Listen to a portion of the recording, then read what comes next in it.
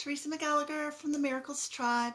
I'm on Facebook Live again today to answer some more questions about this idea from A Course in Miracles that says the script is written.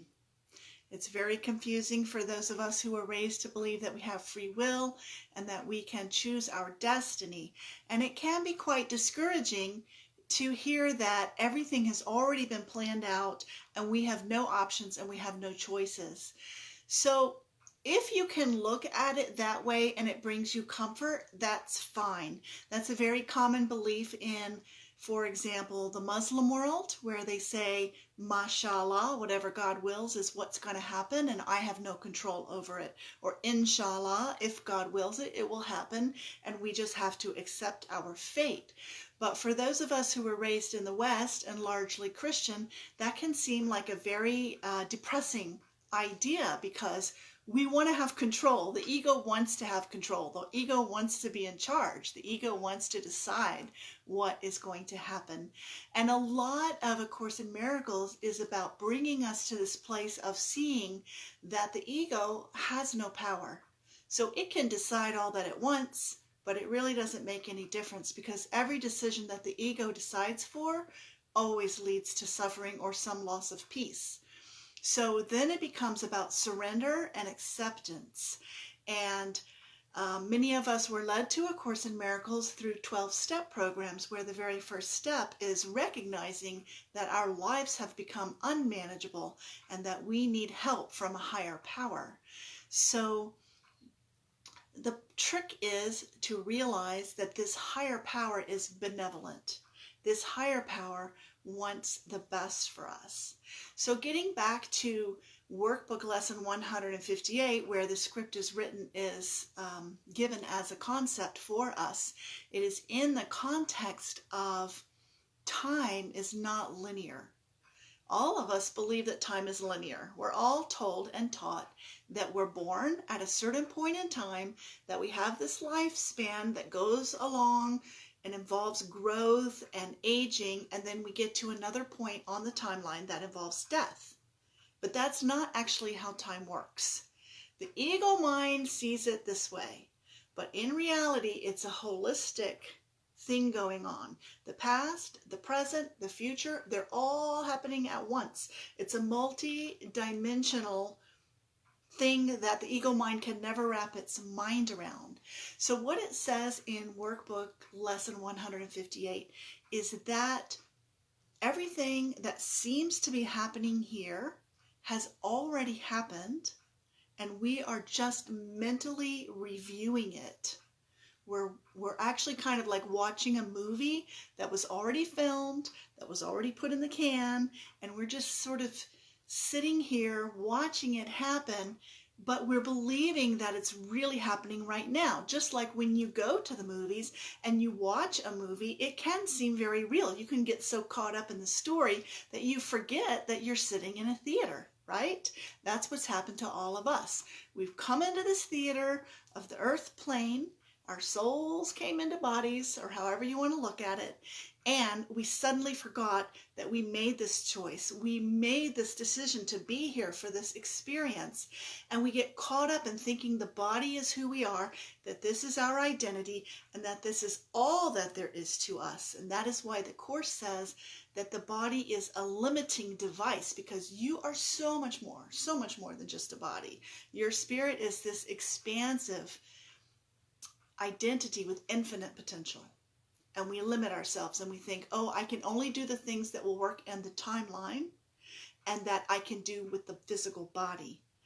And that's how the ego keeps us small. So I kind of went off on a little bit of a tangent here, but I really wanted to talk about time because the script is written has to do with being on a certain timeline. And if you understand that no matter what timeline you're on and what experiences you're having while you're here, you are going to reach a destination that has already been decided, and that destination is at home with God, in heaven, in peace, in love. That can be a very comforting thought. The Course says that we are taking a journey without distance to a place that we never left. So we're not actually doing what we think we're doing here. We're actually at home with God, and we're fell asleep, and we're having this dream where all these things seem to be happening, and they seem to be very real, and they feel very real. If that is a comforting thought for you, that if you just accept and allow and surrender whatever is going on in your life, because the destination has already been set, then that's a good way to look at the idea of the script is written. However, if that seems like a depressing thought to you and a discouraging thought because the script is written and you just have to suffer with all these ups and downs in life until you can get to the end, then that's not a useful way to look at this. And I encourage you to go back and look at my previous video where I gave a more optimistic way of looking at it, which is that all these characters in this play or in this movie or in this video game are doing what they have to do because their scripts are written, but you have the choice to look at things differently. And really, when you get right down to it, the choice always comes down to, do I want to try to change the situation, manipulate the situation, make people act differently? Do I want to try to act differently to have a different outcome, which is egoic? Or do I want to allow things to be the way they are, as if we had a choice, right? We really don't even have a choice. But mentally, I'm going to decide to accept things as they are, allow things, the Course says, allow things, let all things be exactly as they are. That's one of our workbook lessons. And then what you will find is that when you rest in God, when you rest in the idea that the script is written and everything is playing out exactly as it should, people are doing what they're supposed to be doing according to their script, and everything is headed towards a destination of love, peace, and joy, I can relax a little bit, and then I can go with the flow more. And then what you will find is, when you're accepting in this way, things actually change and your script will change. So it's very counterintuitive. You don't get the script to change by force, but the script will change by acceptance and allowance. In other words, you don't make anything happen, you allow it to happen.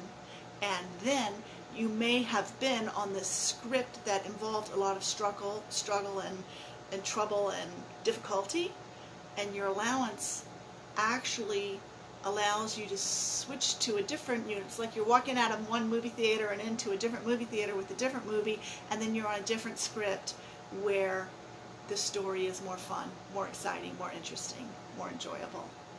So that was a lot of words to try to sum up a very tricky concept, but the bottom line is, whatever's going to happen is going to happen.